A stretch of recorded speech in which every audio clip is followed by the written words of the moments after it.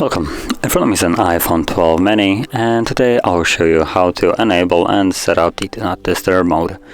And to get started, you can simply pull down your notification panel or control center, and from here you have this moon icon. That is the Do Not Disturb mode, and you can either tap on it to turn it on. This will just turn it on in whatever default mode it is set to, or you can also hold it.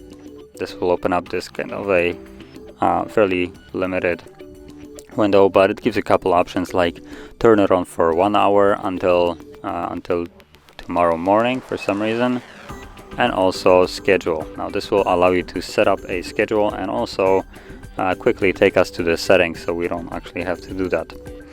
Now, and here you have a bunch of different options. So we have obviously the turn on toggle, schedule, fairly limited. It only gives you start and end time. There is no days of the week selection, so obviously just set the day or the time at which it starts and then at which it should turn off. Then you have some modes for silent or not silent, allowing calls from anyone, no one, contact, or favorites. Select which one suits you. Now this option has a little bit of a caveat. If you go, for instance, with no one, it still does retain the option for repeated callers, so a second call from the same person within 3-minute period will not be silenced.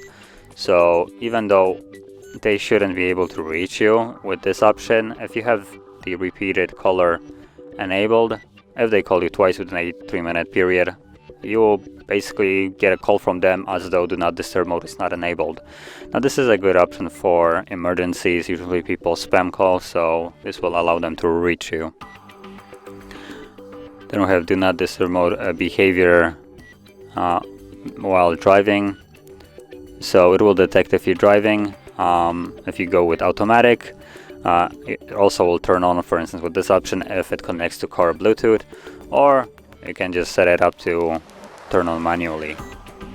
Now to turn manually, I do advise you to add a toggle. There's the Do Not Disturb mode normal one, but you can also add in the control center section a toggle, like I have, for instance, these two, just for simple Do Not Disturb mode while driving. It's a different icon.